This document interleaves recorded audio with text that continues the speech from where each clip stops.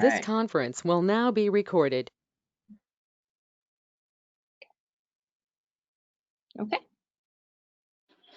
Okay. Hi, everybody. I'm Teresa Luce with Homeschool on Long Island.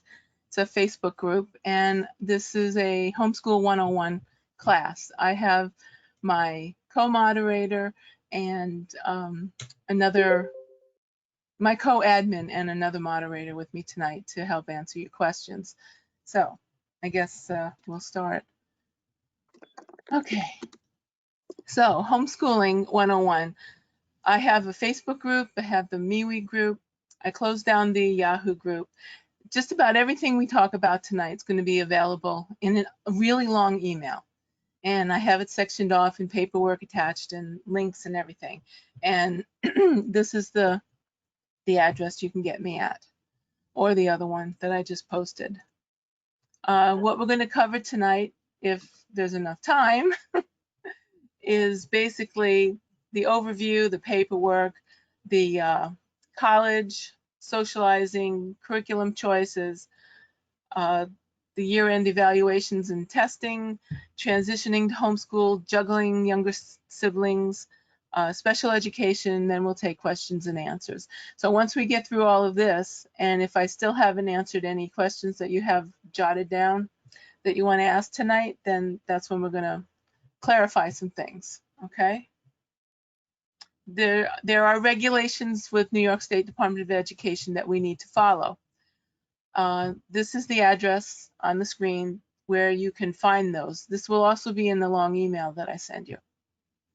This is your number one job as a homeschooler, is to learn the regulations, because the regulations say that a parent is deemed competent to teach their children at home if they follow the regulations. So this is number one. We all know we want to do what's best for the kids, right?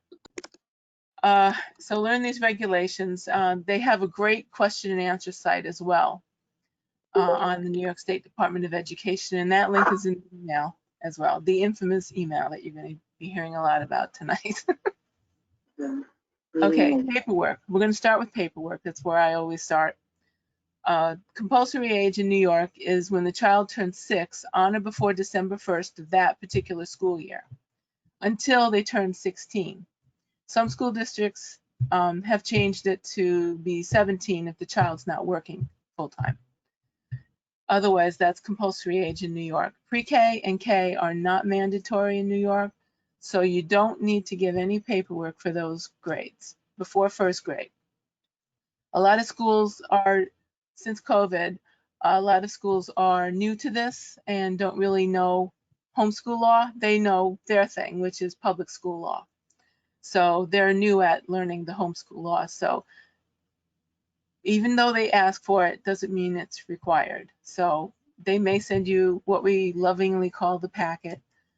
You don't need to use their packet. You don't need to fill out any paperwork before first grade. Once you get first grade, then we start with the paperwork.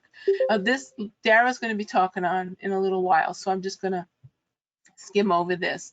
Anyone that's got a special needs child is going to need to fill out an IEP form requesting services from the school.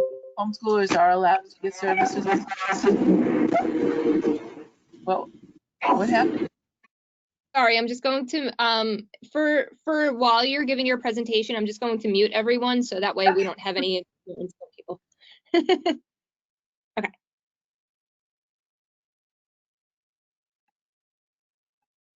On that later. So I'm going to skip over this one, and I can show it later when Dara's talking.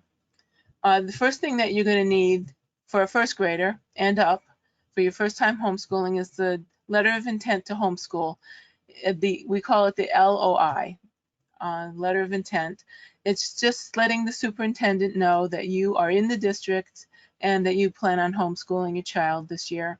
And this form that I have up on the screen, you would put all your children's name that are going to be homeschooled on this form, and the parents sign it.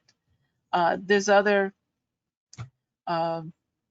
things to know if you have a spousal problem, spousal separation. If you don't have full custody, there's other things to need to cover in that as well. So you can ask me questions afterwards, but this is the basic form. For the first time, if you don't know where to send it, you would send it to the superintendent of your schools in that district, and then he's going to designate someone within the district to collect your paperwork for New York State. They are like the in-between between us and New York State, collecting the paperwork. So the superintendent will tell you who. It's usually like a school to work program person or a guidance counselor, somebody like that, that's going to be collecting your paperwork. Just remember that sometimes the schools don't know homeschool law, so they may ask for something. Join the groups and ask questions. Is this required? Is this required? There's a lot of veteran homeschoolers in the groups that will be able to tell you whether things are required or not. Okay, and once you get that in to the school, let me start, go back one. This is due by July 1st every year. But first-time homeschoolers have to get it in by the day school starts. Normally you have, with COVID, they're telling you August, it was changed from July 1st to August 1st this year. But as first-time homeschooler, you have up until the day school starts. That August 1st deadline was for the people that were homeschooling last year and had to get their paperwork in by July 1st. They've extended that to August 1st. But first-time homeschoolers have up until the day school starts to say, hey, I'm a homeschooler now. I think I'll get my paperwork in. I've just decided. It's 2 weeks from the date you decide. So if your conscience tells you that 2 weeks ago you decided you're going to be a homeschooler, you should get your paperwork in as soon as possible. But if you're not sure up until the day school starts, I know a lot of reopening plans are happening and you want to wait until after you've seen that reopening, you can.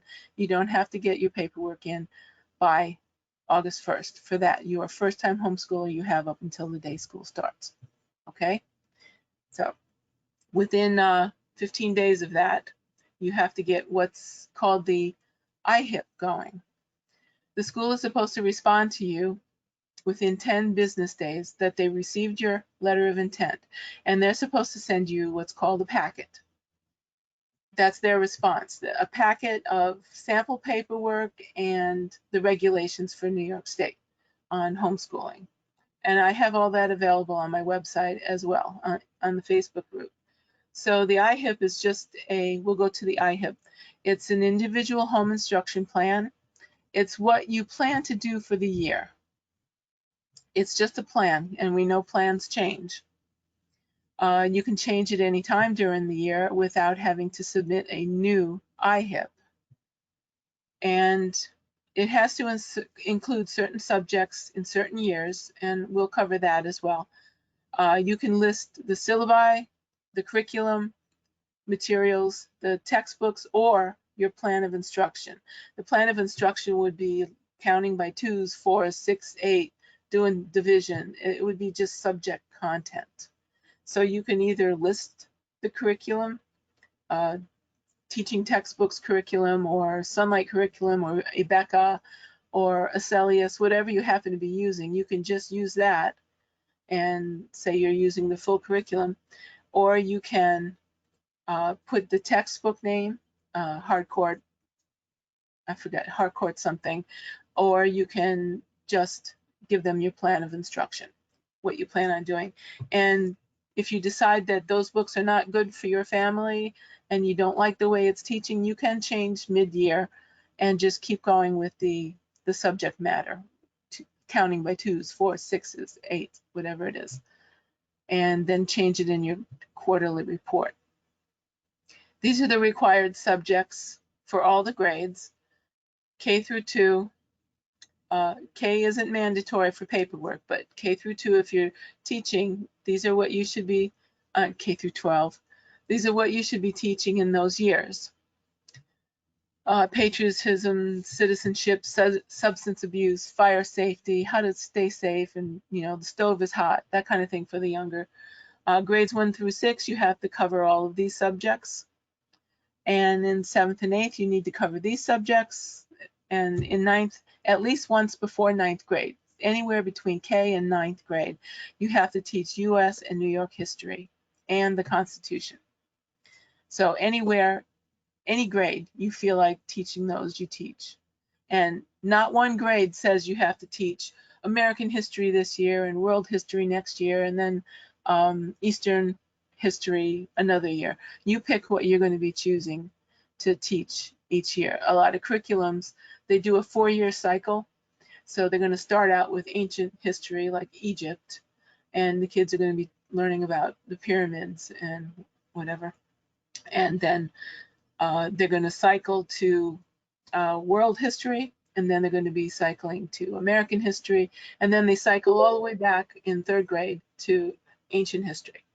So it's a 4-year thing. They go every 4 years. They cycle the history. So you can do that too, and you can choose not to do ancient history this year. You can do world history this year. There's no set history to do each year. There's no set math to do. It's wherever you're at, whatever you feel like doing. It's a lot of freedom in homeschooling.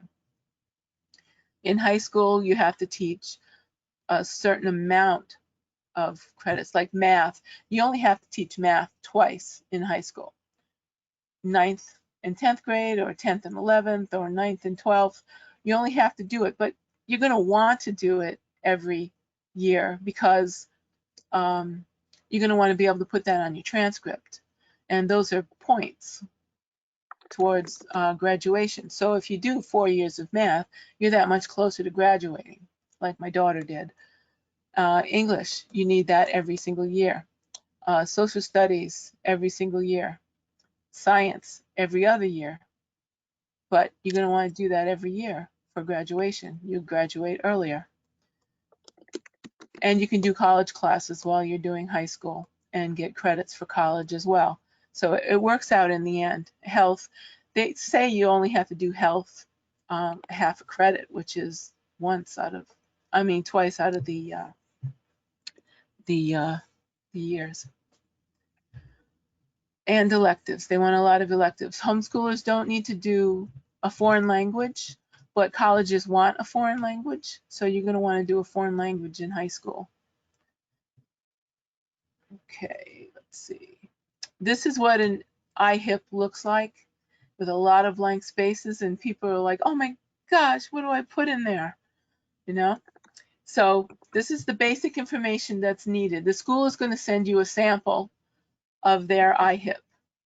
Really quick, I'm getting some messages in the chat that we don't see your screen anymore, your share. So I don't know what happened. I don't know. I thought it was just me because I messaged someone privately, but I don't know. I can see it. It's still on. It's still on yours and is on screen sharing.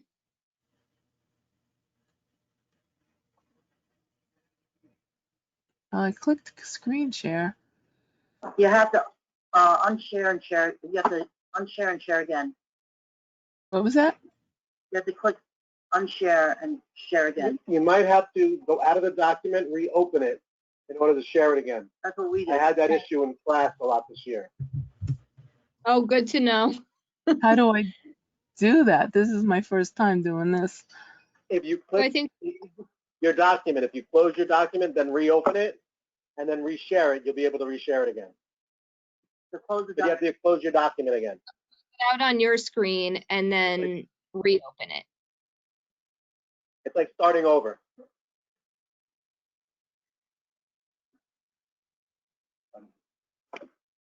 How's that? No? Did it work? I'm not seeing it now.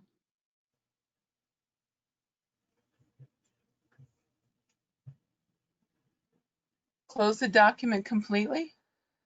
Yes.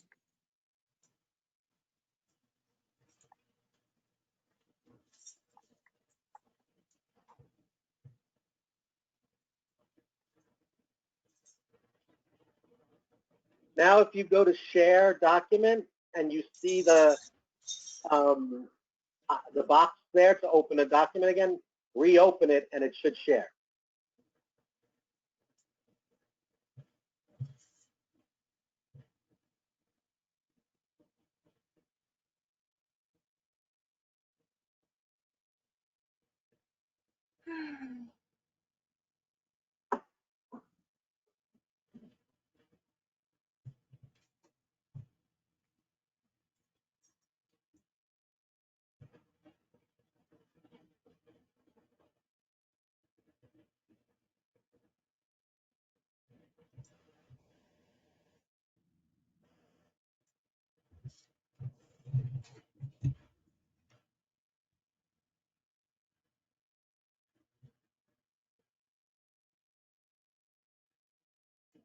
You know what?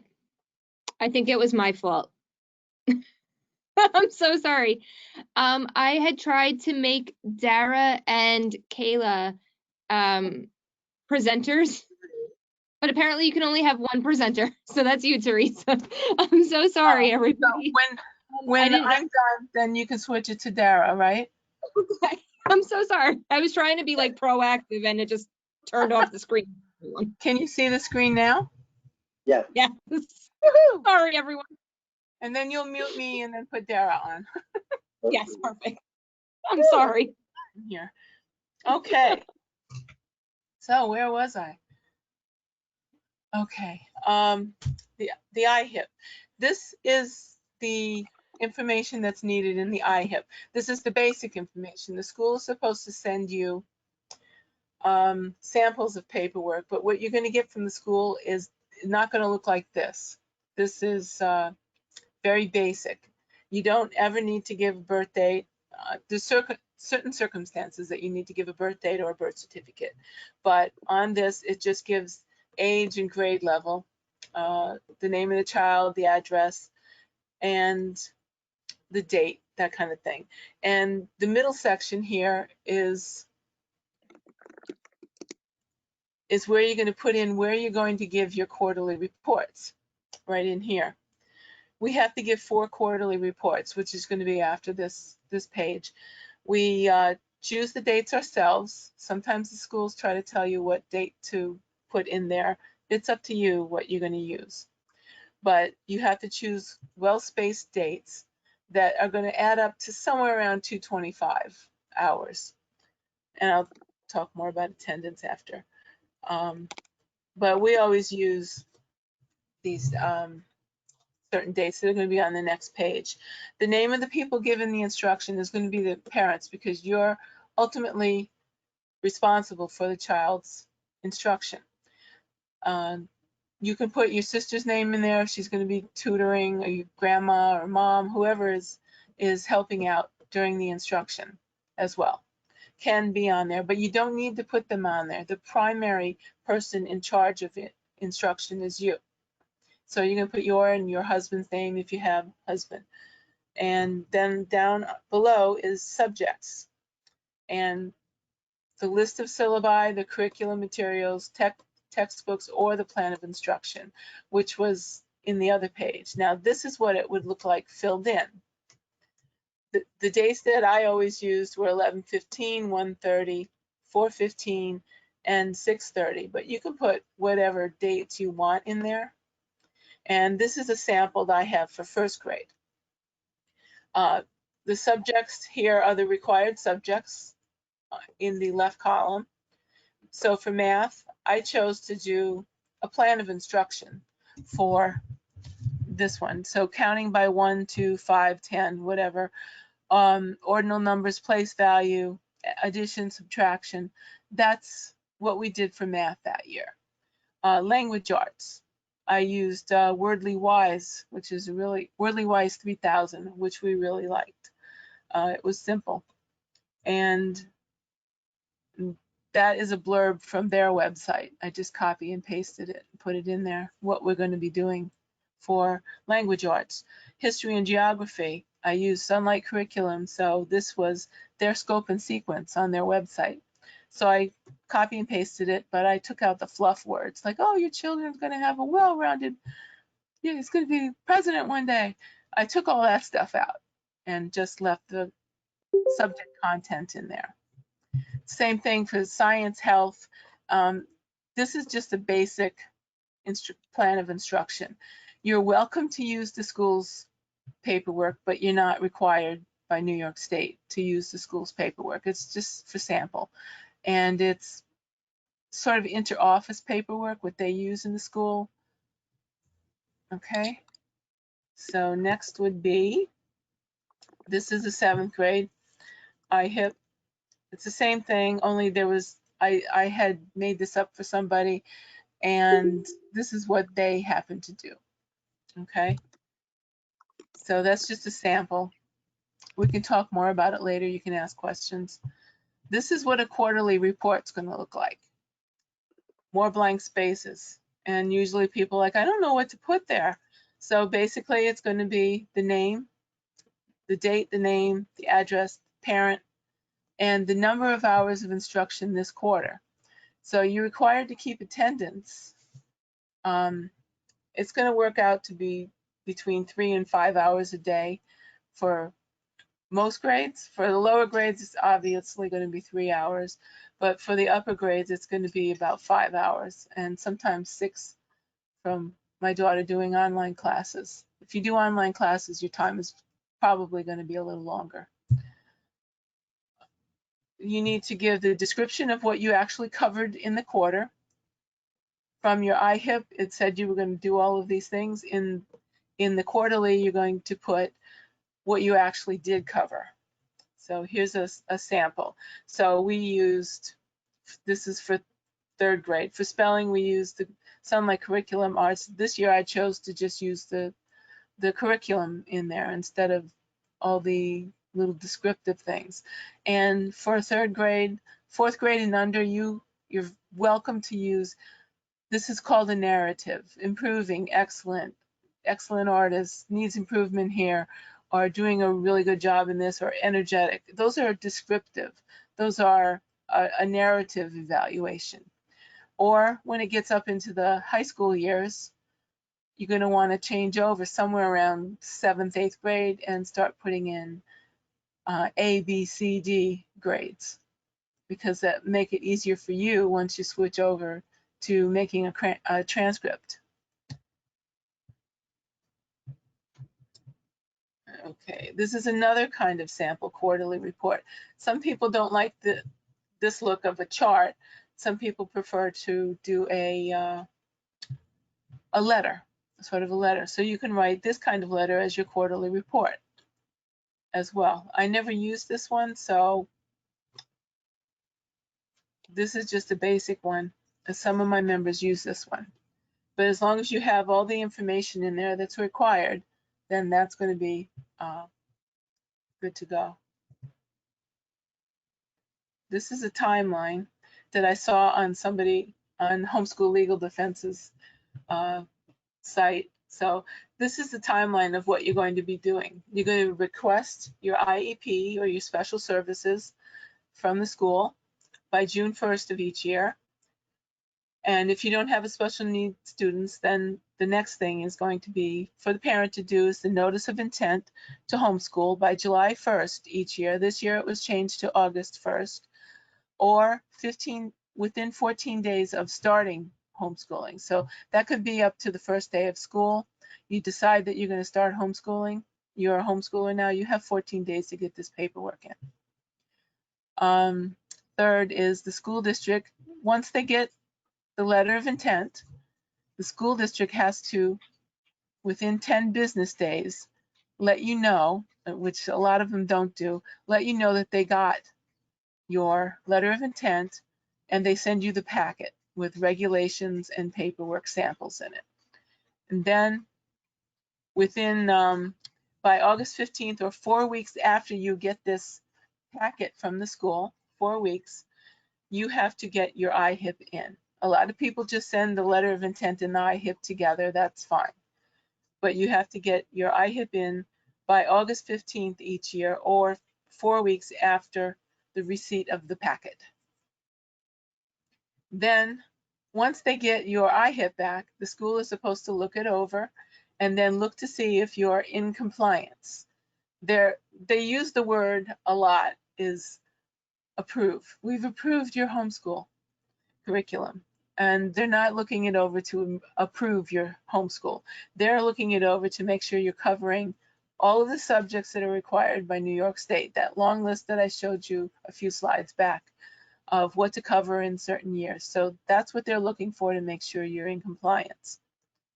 They can't tell you how much of that subject to cover. They can't tell you that you can't use those books.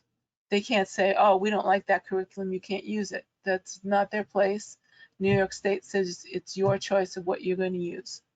So by August 31st or within 10 business days after they get that IHIP is when you're supposed to hear from them. I've got alert from GoToMeeting V10120. Slow computer. Sorry. The computer's yelling at me. I hope you can still see me and hear me. Yep. Okay. So there's a lot of school districts.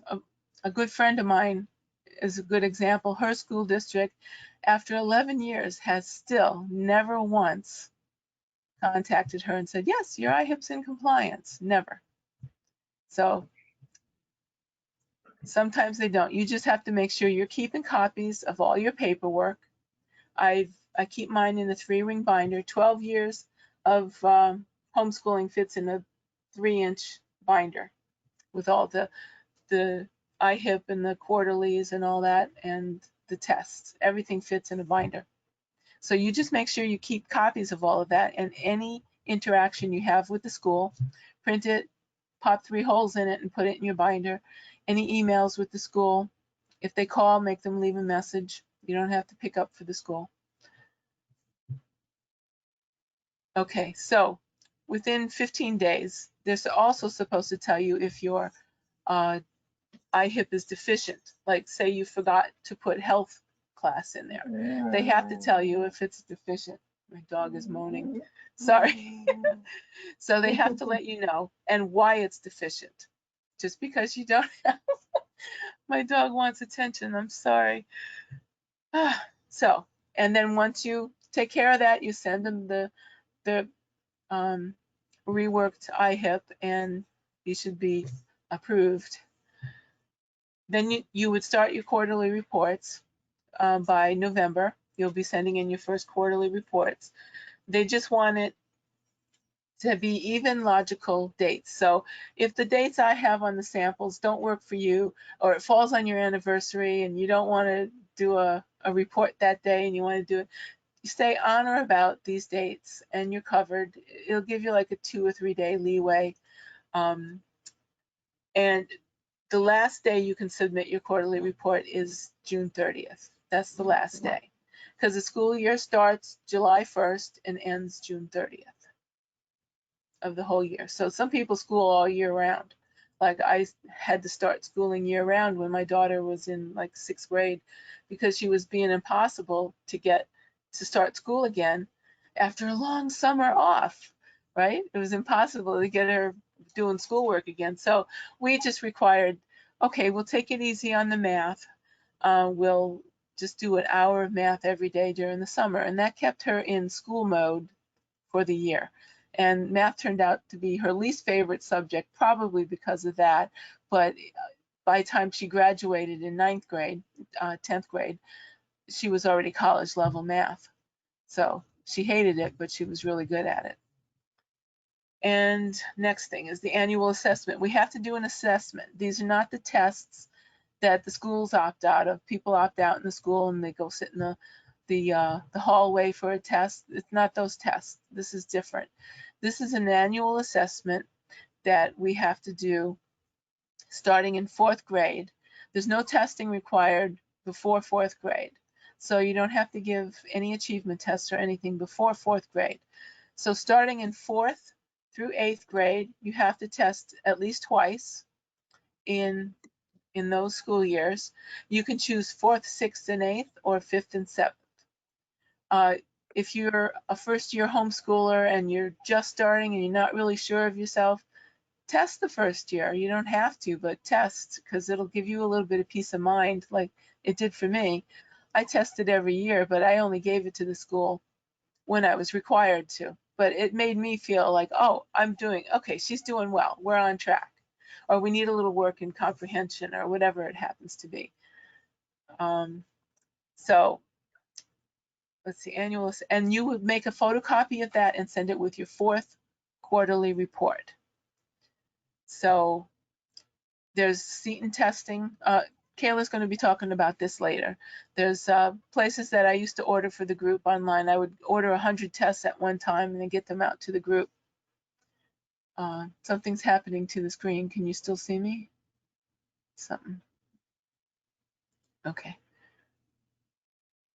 Whew. Okay. And the standardized achievement test can be given every year, like I did. And the years that you don't give the test in 4th, 6th, and 8th, say you're giving it in 4th, 6th, and 8th, in 5th and 7th, you would give what's called the written narrative. And my quarterly reports double as the written narrative because they have that narrative assessment column. So you can send that as your narrative as well. There are also written narratives that look like the paragraph style. So on high school, homeschoolers do graduate. They can graduate early, like my daughter graduated at the end of 10th grade. My friend, her son graduated before 10th grade and went full-time Suffolk Community College as a 10th grader. You can do full-time college work and still be a homeschooler.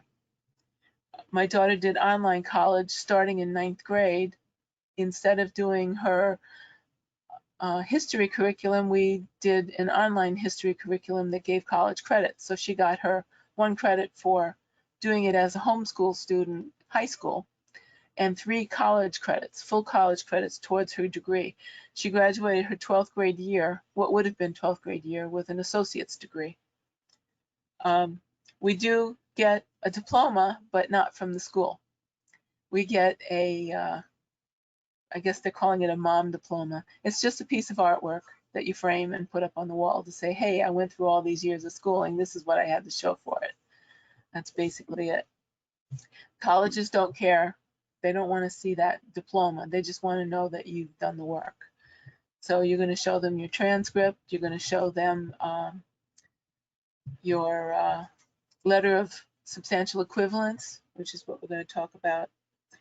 Kids do get into good colleges. My best friend's kid, he homeschooled. He graduated 10th grade. He went full-time Suffolk Community College for 2 years and then transferred to Stony Brook, and he's pre-med. And they do become doctors, lawyers, teachers, all that. And this is the letter of substantial equivalency. So if you have a high school student, I would say take this letter and send a letter to the school requesting, in 9th grade, you should do this. Starting in 9th grade, you copy this letter and ask your superintendent, will they supply this letter to you at the end of high school for your student, with your student's name on there, whatever. If they agree, like mine did, then you're going to submit your quarterlies and everything till the end of the year they turned 18, end of the school year. So June 30th, that is when you're going to probably get this letter of substantial equivalence from the superintendent of schools. If they say, no, we're not going to give you that letter, it's not required, I would fight them on it. It is something that they are allowed to do, and a lot of schools will give it to you because you're sending in all your quarterly reports, you're sending in your IHIPs showing them what you're teaching the child, you're sending in the assessment tests showing them that, yeah, they did well on the test and they did learn this subject matter. They'll say, yes, this says, I certify that so-and-so has completed the equivalent of a 4-year high school course in compliance with the New York State Department of Education's 100.10 regulations. And this is an actual letter that my superintendent sent to us when my daughter graduated. So this is really good wording. They certify that she's completed the equivalent of a 4-year high school education. And her assessment test was there to show, how well she did. If they don't agree, this is where it would get, oops, no. This is where it gets a little funny. I wrote to mine and asked them, well, since I don't have to report to you anymore, when my daughter turns 16, will you give me the letter of substantial equivalency if I keep reporting until she's 18, the end of the year? They agreed. And a lot of schools are probably going to want to agree to this because they'll keep up on your child and make sure everything's okay and they're getting their education. But if they don't agree to it and they just absolutely say no, you don't need to report anymore to the school after your child turns 16. Some schools, it's 17 if the child's not working full time. But once your child turns 16, you don't need to send in those reports anymore. And you're not going to get a letter of substantial equivalence from the school, so why bother? But most schools will give it to you. What else? This is a transcript. Fasttranscripts.com is is the site I used to make this transcript from, well, it's kind of my transcript.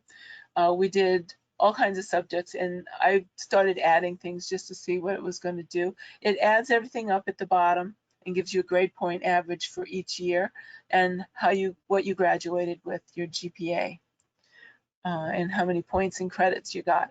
So you would list everything and there's a pull down menu to tell you, it fills in the rest of it.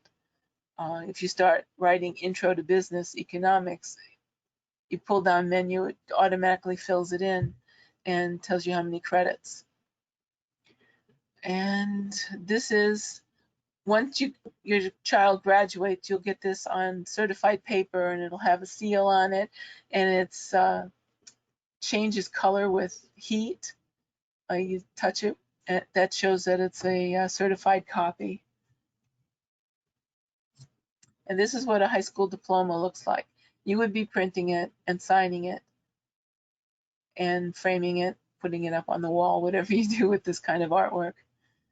But you don't need this, but you can. I would have the homeschool talent night, family talent night, and we would give moving up and diplomas that night for the students going from one grade to another and the ones graduating.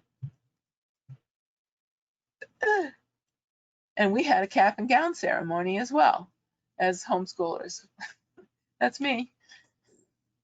My daughter is the tall one there, and she was the only one out of all those kids that chose to give a little speech, and she had people crying, and then she got them all laughing because she was doing the secret handshake with my husband up there on stage.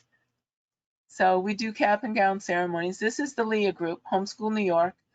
My daughter was in the special needs Pick Leah, Parents Instructing Challenged Children. And so we got to graduate. She got to graduate with the other kids in the group. Okay, and we already talked about this. Homeschool students can get the letter of substantial equivalence like we just talked about, but SUNY, Stony Brook, is the only one so far that I've seen that gives a little bit of a problem for homeschoolers. But my friend got her son in there by taking 2 years at Suffolk Community College and then transferring to Stony Brook. They want all these credit semester hours before you can go into SUNY. And that was the only problem we had. You have to take the entrance exam, which is the task, I believe, the college entrance exam.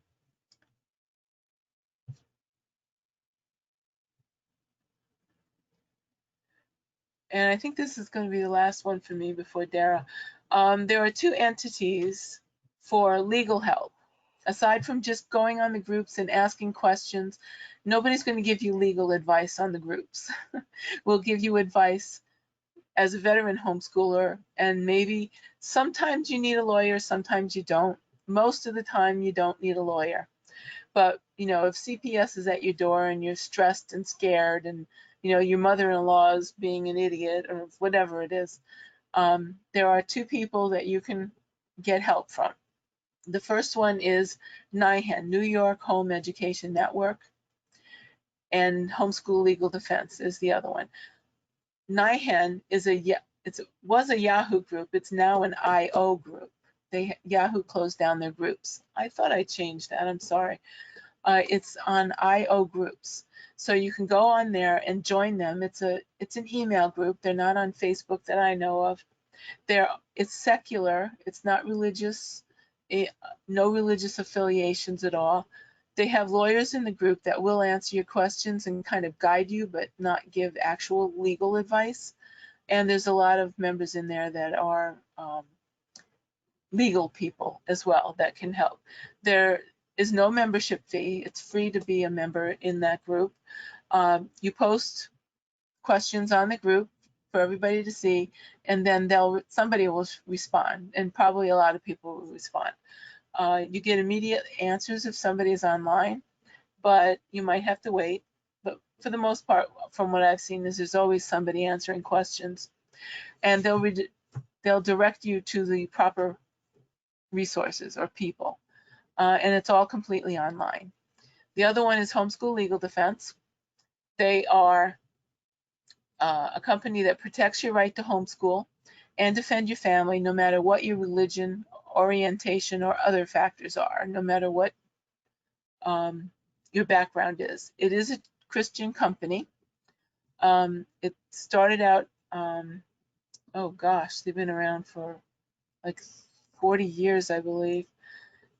You have to pay for a yearly membership, but with my group, you'll get an 18% discount if you do end up using them. But I homeschooled all my daughter's life, kindergarten all the way through, and I only needed to use them twice with a lifetime membership, and I'm still a member. So you get a membership card, and you can use that membership card at Staples and Michael's and any place that offers teacher discounts. And there's other websites too that I have posted on the group that you can get discounts as a teacher. Barnes & Noble is supposed to be giving us 30% discount, but right now we've only got 25% discount for all their teaching materials. There's a lawyer on call 24/7. Once you're a member, then you get all the perks and be able to call the lawyer and everything. And I think the membership is $98 a year, something like that. I'm a little rusty on the number there. They'll answer member questions. If you were to call and you weren't a member, they'll give you guidance, but they are really careful about legal advice. They put like 100 new people on the phones right now because of this situation. They did the same thing last year with the medical exemption being taken away. So they've got a lot of people to be able to answer questions, so you can feel free to call them and ask questions, but they won't give advice unless you're a member. They give, weekly emails, and that you have perks, like you can save money on car insurance or driver's instruction. Like my daughter took driver's ed. You get a discount on that. It was a pretty good discount. There's a lot of perks on there where you get discounts for different things. They also have an online academy, distance learning, for the past couple of years. It's an online high school, and you get discounts on classes. And you get a monthly magazine. That's about it for them. But you can homeschool without ever needing a lawyer. Now, this is for Dara. Can you switch over to Dara now? Yep. Okay, Dara, you're unmuted.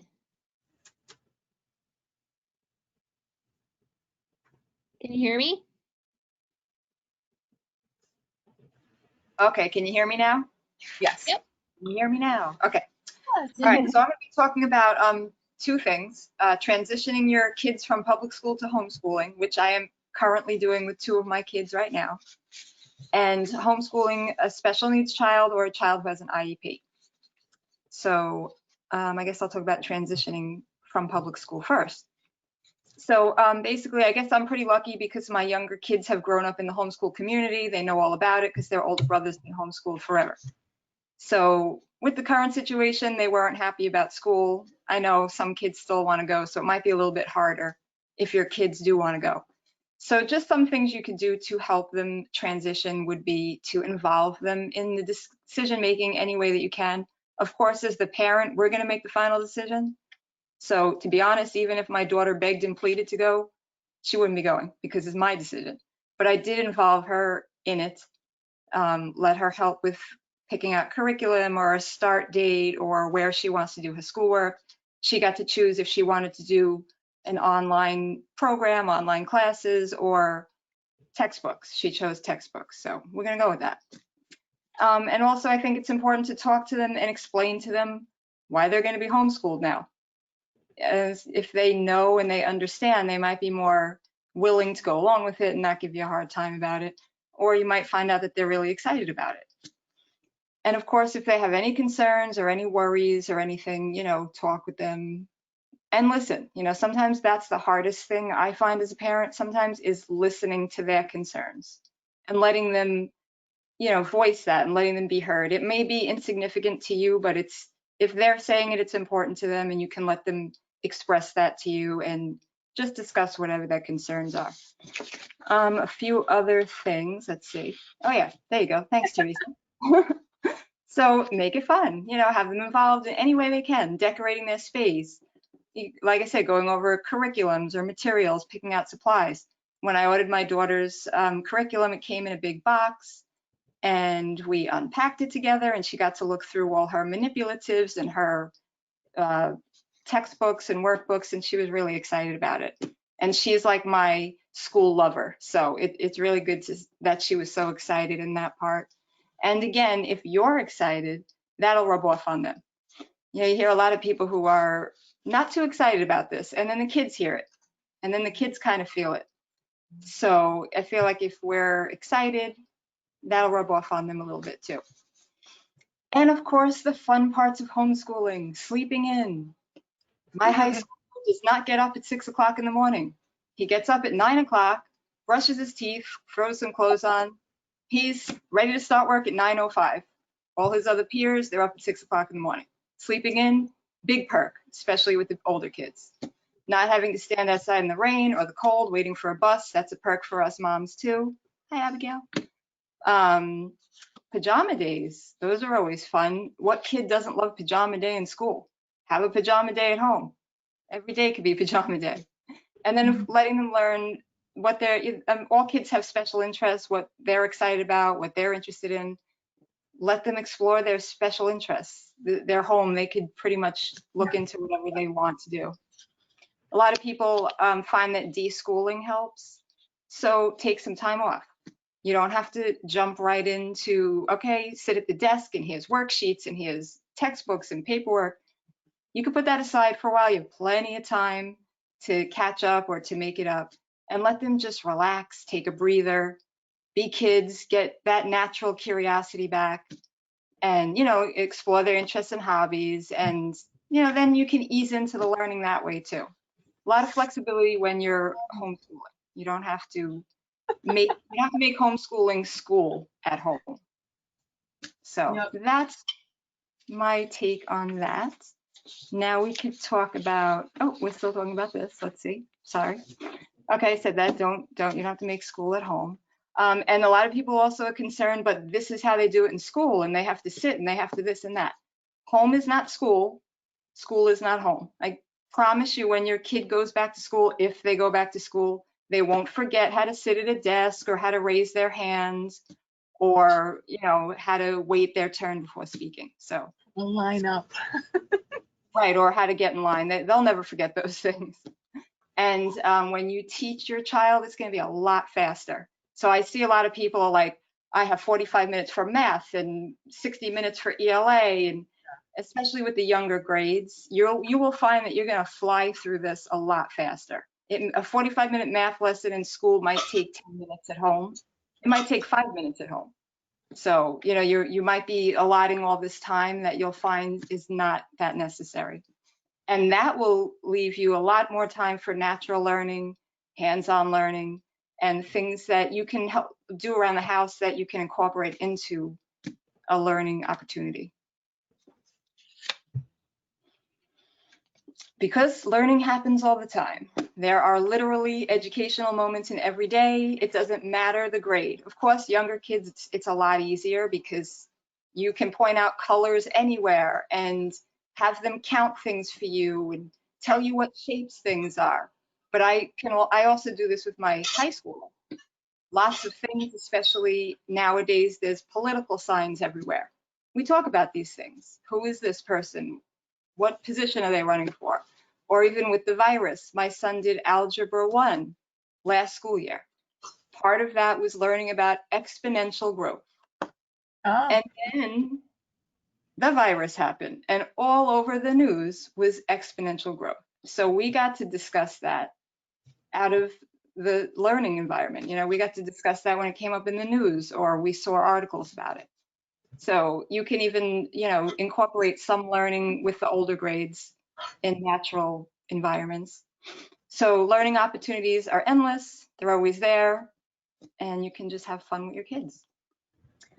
Now for the special needs and IEP. So that was my original reason for homeschooling my oldest son, because he had special needs, he had an IEP, school district placement just wasn't going to work for us. So we started homeschooling in kindergarten, and you can still receive services as a homeschooler.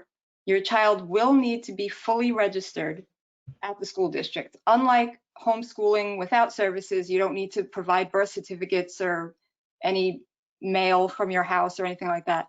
If you want the school to provide services for your child, you need to fully register them through the district. Whatever paperwork they want, whatever medical records, you need to provide those for them. And then your child can receive whatever services that they qualify for. And there's a whole procedure for that. There's testing through the district, that you need to have certain percentages in order to qualify. But if your child qualifies for services, they can and will receive them as a homeschool. A few things that, oh, I think I skipped ahead. I'm sorry. I'm not even paying attention to this. Okay, let me follow along here. So I started out saying that's why I was homeschooling my son, because you can do any accommodations that your child would require in school, you can do. So my son needed to get up and walk around. He could get up and walk around. He's not interrupting the class. He can stand and do his work. He can walk around the room and read. Whatever accommodations they need to make, you can make them, and you don't need any approval or permission from the school district to do it. You can just do it. So there's some examples. Standing about while working was a big one. Fidgeting. My kid's a big time fidgeter. Fidget with anything that he could get his hands on, no problem. Helps him focus, doesn't bother anybody, so it's great. Eating and drinking while working. That's another perk that you could use when you're transitioning your kids to. They can have whatever food and drinks they want while they're doing their work. They can get up, go to the bathroom, they don't have to raise their hand. My son used to roll around on the floor and do spelling words and math facts, whatever. That's what he needed to do, he got to do it. Another big perk for me was you get to be your kid's one-on-one aide. Who knows your child better than you? Nobody. No teacher, no doctor, no therapist. You know your child better. So you get to be there one-on-one. You can go to the programs. You can sit next to them while they're doing schoolwork and redirect and do whatever accommodations need to be made. This worked wonderful for my son, who needed a lot of work in the social emotional areas. Not so much academic wise, but more social emotional. So I was able to really be there with him and work in every single setting that he needed this help in. And it worked great. And there are more examples of how you can make accommodations for your kid. Those were just a few of them that I talked about. Okay, so now this is what I said before. Your services can still be provided while you're homeschooling based on diagnosis and testing scores. The only thing that you won't get is a special education teacher. So if you have a kid that's in a self-contained class on your child's IEP, it will say special education teacher. If you are going to homeschool, they're not going to give you a special education teacher. You are now your child's teacher. But you could still get OT, PT, speech, social group, sometimes therapy. Okay, they need to be registered with the district, and you will need to comply with whatever their testing schedule is. Some tests you might need to do every year, or there's triennials. You're going to have to go along with all their testing that they need, and you will need to attend the CSE meetings. Some homeschoolers choose to opt out of services. They take their kid out of school. They don't want any part of the school. They don't want the school services. You have a right to do that. You can decline IEP services. You just tell them, inform them. You no longer want these services. You just have to sign something, and that's it. Then you won't have to deal with the school. I found it very simple with my district. They were very accommodating. My son went to the school. He got speech and OT a few times a week, no issues. Sometimes the school, the offices aren't familiar with homeschoolers, and they might not have any idea what you're talking about. They didn't have any idea what I was talking about when I was calling to set up my son's services. And that kind of goes back to what Teresa was saying early on. Like, one of the first things she said is to know the rights, know your homeschool regulations. I had to constantly tell them over and over, yes, he is a homeschooler, and yes, he is getting his services at the school. And I need to speak with the speech teacher, the OT, and eventually they, they did comply. And lastly, I think it's important to know that kids who were struggling in school previously, you may find that they do amazingly at home. I hear this so many times from people that my kid couldn't sit in class, or he was having a hard time with math facts or whatever, and then at home, they do so much better. My youngest son is not in any special classes, but really did not perform in school. He had like performance anxiety, would shut down, tell the teachers, I don't know this. I don't know this. I don't know it. I can't answer it. Past few months being at home with me, just, doing so well. There's none of that shut down, none of that anxiety. Things are just flowing from him now. So it can really be that key to let the kids just, bloom. You might find that happens with your kids. So that's pretty much everything that I had to say. If anybody has any questions, I can answer them. Okay. Okay. I think I left this in there. Can you still hear me? Am I Yeah. still on? Okay. I think this is just before Kayla's.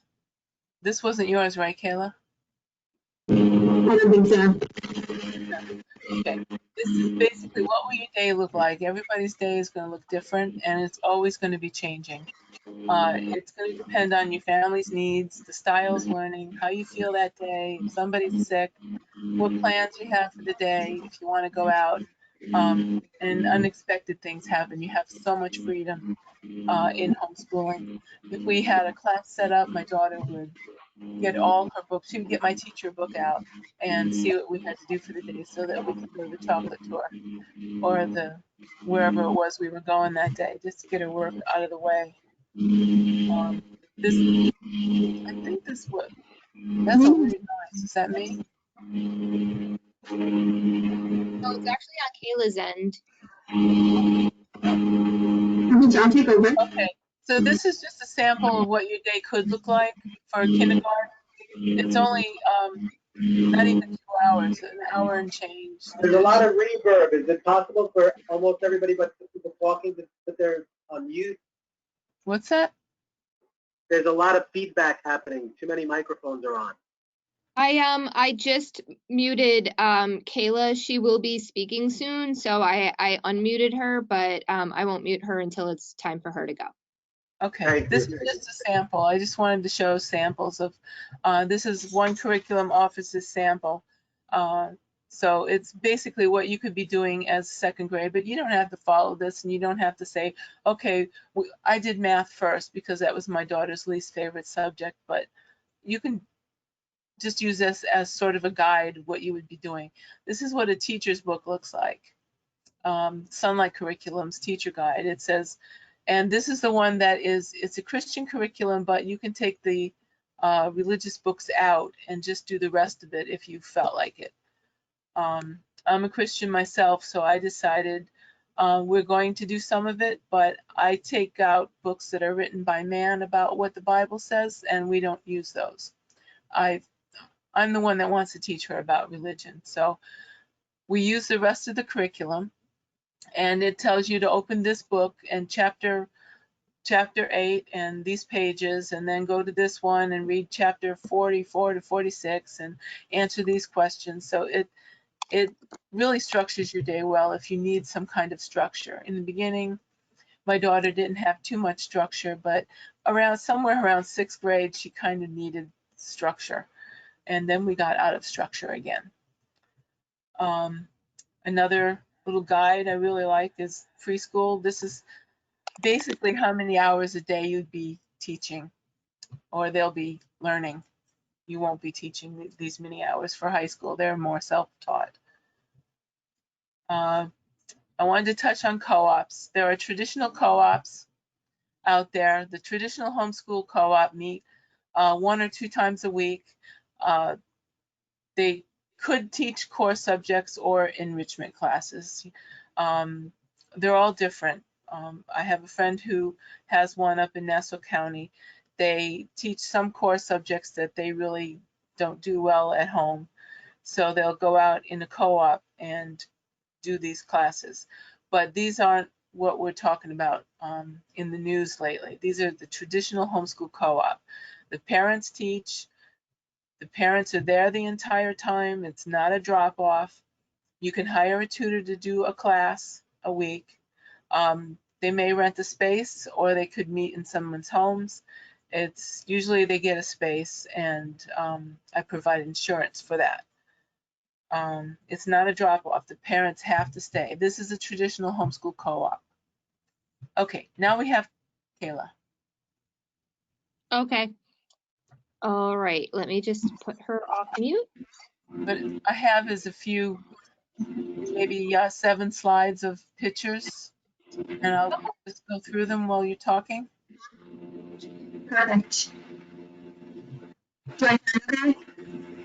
Okay, I This is am our hearing usual. feedback. Kate, so if you wanted to put your headset.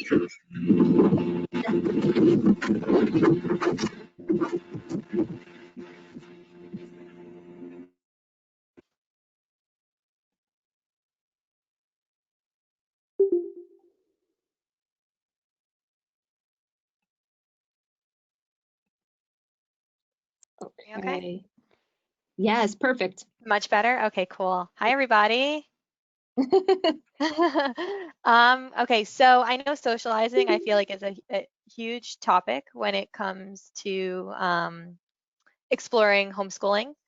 I know for me, when we first started, my daughter was actually in public school kindergarten when we lived in East Islip, and Common Core was our catalyst to pursue homeschooling. So I can totally understand why there is maybe a bit of concern, especially if, homeschooling is a new idea. But I would say pre-COVID, we socialized a whole bunch. Every week, we'd get together with friends on play days, park play dates, hikes, field trips, classes. I feel like, gosh, when I started homeschooling and I met all these great homeschoolers, I never realized how much great opportunity there was in homeschooling. All I knew was what I knew from a public school education, and I felt like it was just, your typical field trips. But here, there's so many field trips based on each child's individual, what's the word? Their tastes, right? So like what they want to learn and what they want to explore, the parent has the ability to find places or, just to have that type of experience. So I know for me, our daughter, she did a great DNA lab at the Cold Spring Harbor DNA. They did the Anastasia DNA class and they learned about forensics and they were in the lab for 2 hours. So I thought that that was super, super cool. She's taking classes at Brookhaven National Lab. She's also taking classes at the Long Island Science Center. We've gone to the adventure park. We actually have a homeschool field day. So one of the moms was so super awesome and she created a field day. So we actually do it spring and fall because we like it so much. So since homeschooling has that awesome flexibility, we're able to cater to the needs of what our kids want to do. We've done a back to no school picnic. So we actually have two of those. We have a back to end of no school picnic and then a back to no school picnic. That's, I guess, late spring, early summer, and then another one in the fall. So it's usually just a park hangout. Everyone brings a picnic lunch. We bring books that we could maybe send off to others, and then maybe there's some books that we might see that we could possibly utilize in the future. So it's kind of like a book swap, which is so super awesome. Let me see. Let's see what else. Halloween parties. We've gone trick-or-treating with a whole bunch of homeschool friends at the Walt Whitman Mall.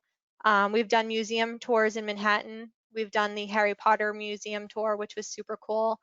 I said hikes and park hangouts. We actually still do parks and we still do park hangouts and hikes throughout COVID. So because we want to, be able to see our friends, but still socially distance. So that's how we've kind of been able to still see friends through this unique time that we're all living in. But I know that Teresa is sending through some photos here. So you'll be able to, oh, how cool is that? Firearms and safety class? I would have done that. I need to pick your brain, Teresa. Did you really? Yeah. Oh my gosh, we have to talk after this. So I would love to do that. Oh, look, there's Audrey right there in the bottom right. And we traveled cross country homeschooling as well. Yes, and I've also heard there's a Great Wolf Lodge trip that a lot of homeschoolers they get together. I think there's one coming up in October where it's just like a homeschool block where they rent out, right? Yep. So there's so many fun and great opportunities that you could pursue based on your child's interests. There are some different homeschool styles. For when I first got started, one of the homeschool admins for one of the Facebook groups, she recommended that I read a book called back then it was 101 top picks for homeschool curriculum by Kathy Duffy, but now it's evolved to 102 top picks. You should be able to locate it at your local library. That's where I actually got it from. But I know some people like to have their own copy, so Amazon or maybe your local bookstore. But there are some different homeschool styles, and what I loved about that book was that it gave me a quiz on how I would best educate my child and how my child would best learn the information. And it classified you based on what homeschool style you both might best fit in. Now, obviously, you don't have to follow the quiz, but I just felt like for me coming in as a new homeschooler, that was such great information because I was coming in new and, I had some anxieties and maybe I felt inadequate that I wouldn't be able to do it, but I felt like this information as well as the support of the homeschool groups gave me the ability to feel like that I could do it. So these homeschool styles, we'll just run through them. School at home, more structured, packaged curriculum. Unschooling, we have a lot of friends that are unschoolers. It's basically child-led interests, and you'll teach that way. Classical, which is a structured full day. Charlotte Mason, which we actually did a lot of when Audrey was younger in like the kindergarten, not kindergarten, she went to school for kindergarten. In first grade, we did a lot of Charlotte Mason because we'd love to be outside. So it's a very nature-based style. Montessori, and correct me if I'm wrong, Teresa, but I feel like is Montessori more like a kinesthetic-based style? Like it's more hands-on kinesthetic Montessori? I think there's a fellow on right now that's a Montessori guy. Okay, perfect. Relaxed and eclectic, Waldorf, and then multiple intelligences. Can you take this? Never mind. Sorry. Sorry, the phone rang in the middle of all that. That's real life. There's no way to shut it off. As far as curriculum that we use, right now we're using for math and language arts, we use Saxon. It's a spiral approach, and for my daughter particularly, she needs that constant recycling of the information and that repetition. For science, we use Apologia, which is a faith-based curriculum. But what I love about Apologia is they not only do they include the faith-based aspect, but they also include a very strong science and fact-based aspect as well. So I like that you can get both approaches. I think it's just important in life to be able to accept multiple perspectives.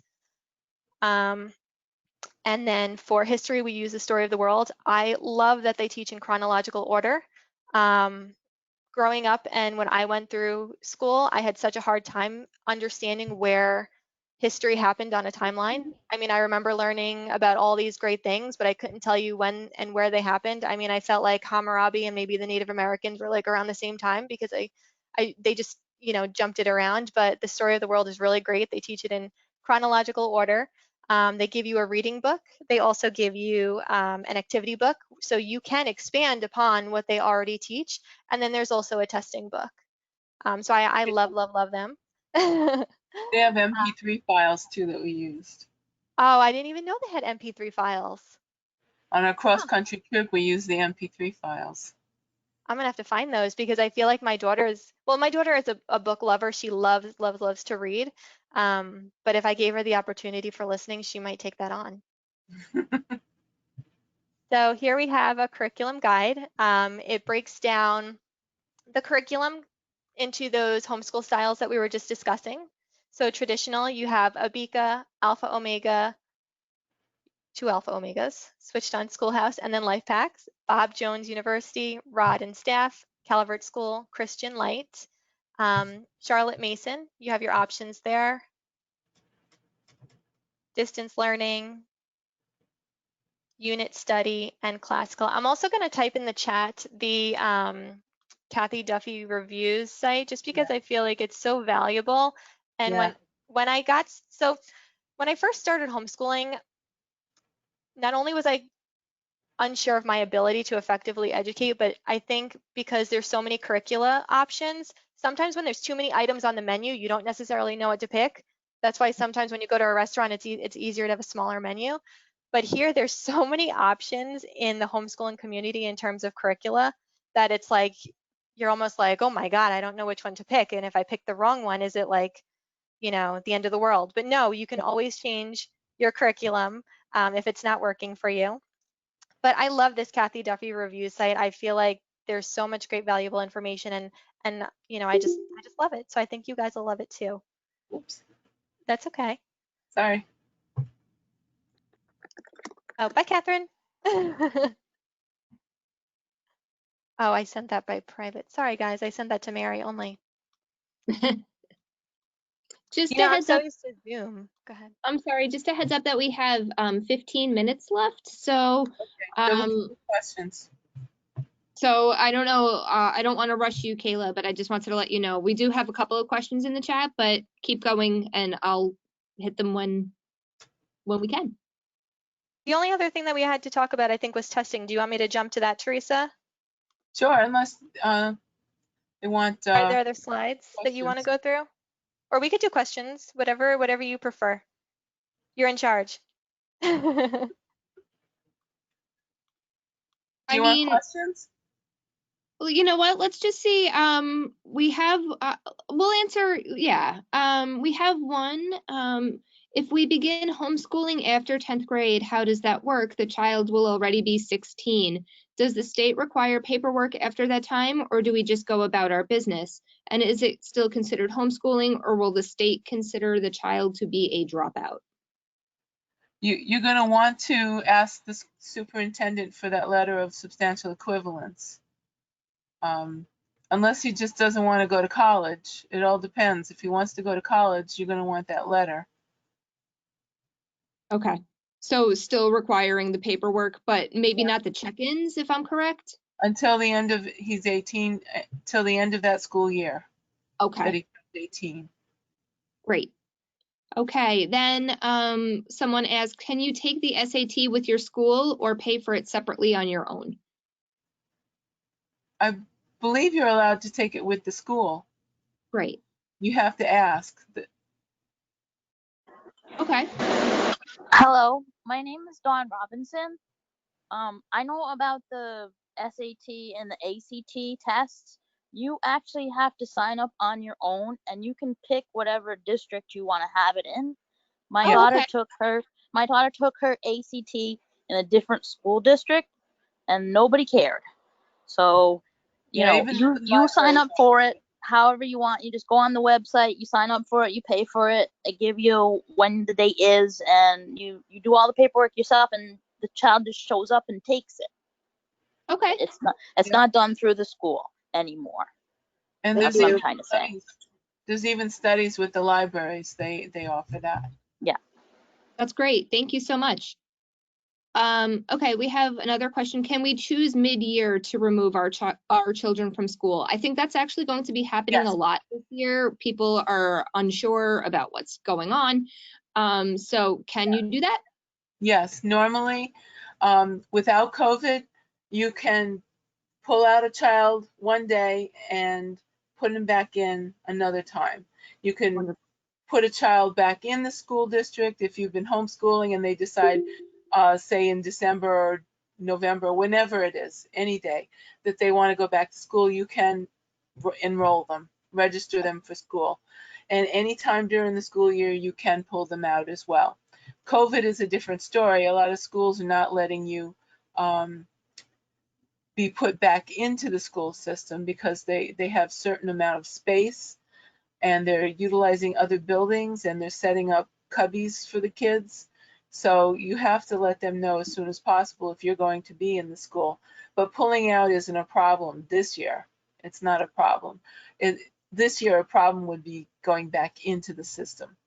Some schools just don't have the space. Right. Okay. I think those are all of the questions that I saw in the chat, unless I missed one. So if I missed one, someone, whoever asked a question that I missed, write it again, please. So if Kayla wants to continue with what she was saying, or a wrap up, or just anything.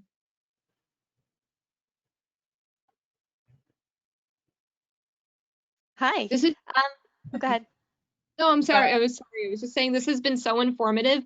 I don't have any children, and but I know I work as a children's librarian, so I work with a lot of families, and I know they've been really struggling with this decision. So we've gotten some messages in the chat that this was super helpful, and I've learned a lot tonight. So I'm grateful myself.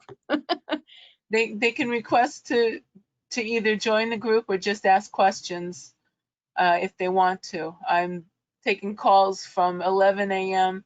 from 9 a.m. all the way up until 4 p.m. And then I have to just sit outside because my head is buzzing by then with all the questions and people. Of course, I'm sure you're on overload these days. And I did write to everyone in the chat box your email address, so that way they can contact you and they'll get an informational email from you. Right. Perfect. Okay. I just had a quick question. What program did you order for the library for the homeschooling? Do you mean? We ordered several new parenting collection books about homeschooling, including some of the ones that that Kayla mentioned. I don't have them offhand, but they were all very well reviewed. I know that there was one about classical education. There were several. There was one that was also very highly reviewed about homeschooling while being a working parent, which I thought was fascinating and also relevant to this year. So those should be coming into the library. Hopefully, we ordered them last week, so hopefully within a couple of weeks. There's some good books too that got me started. It was a long time ago, but Better Late Than Early, the Homegrown Kids, those are some really good books as well about homeschooling. And I wanted to mention before I forget, I didn't put it on my slides. I got to do that.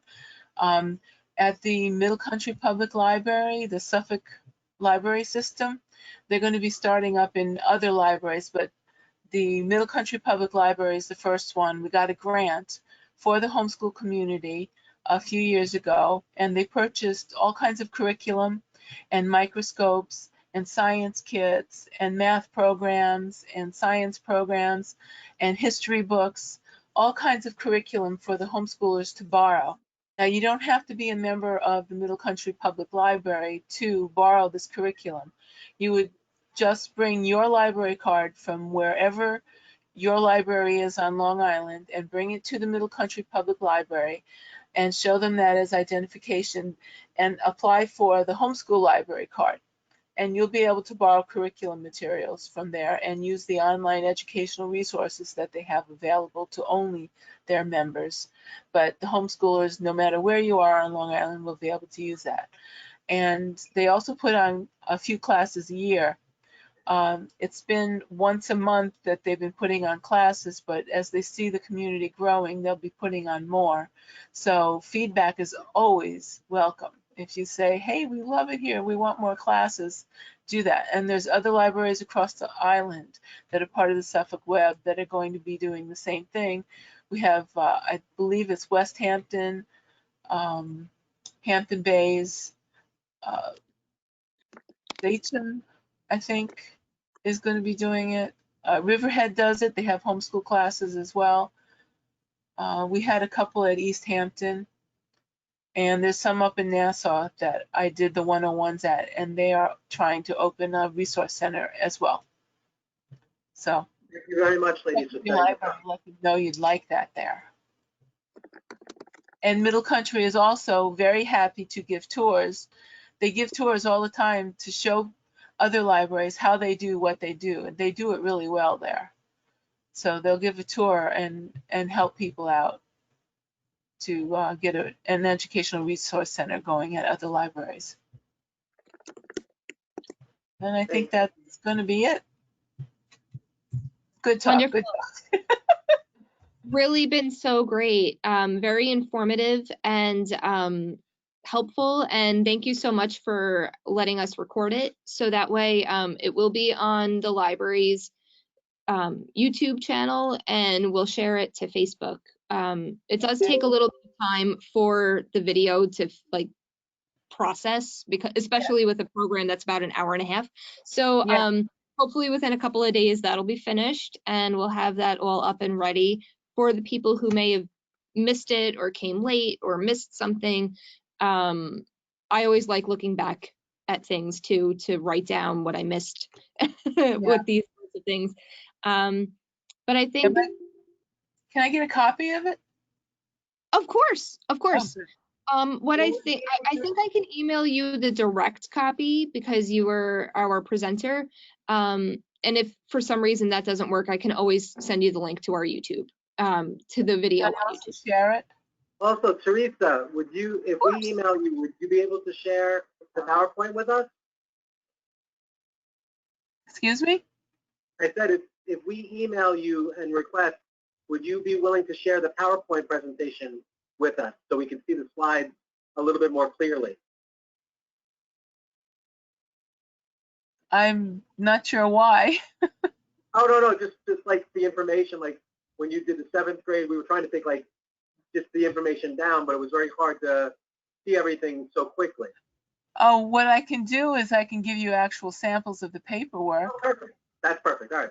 So we'll yeah, I'm not finished with this presentation. I realize there's a couple of things I forgot and I want to change around. No problem. Being a teacher, I know. So. If you email me, ask me for a certain grade, I'll give you basic sample. Excellent. Thank you. Okay. So now what do we do? It's a long goodbye, right? It is a long goodbye. I think if everyone else feels like their questions were answered or you know, are good, then we can wrap it up. And thank you so much for doing this, Teresa and Dara and Kayla. So appreciated. And it was good to see you again, Dara, even if it's through a screen. We miss you. We miss the library. Oh no, we miss you terribly. So say hi to everyone for me. I know Jaden's probably going to miss Book Buddies this year. So. Yeah. But thank you so much, everyone, for coming, and stay tuned again for the the replay video, the recording, as soon as it's available. So. Okay. Thank you. Right. Thank You. you, Kayla. Thank you, Dara. I'll talk to you online. Yeah, I can. I don't know how Bye. to quit this.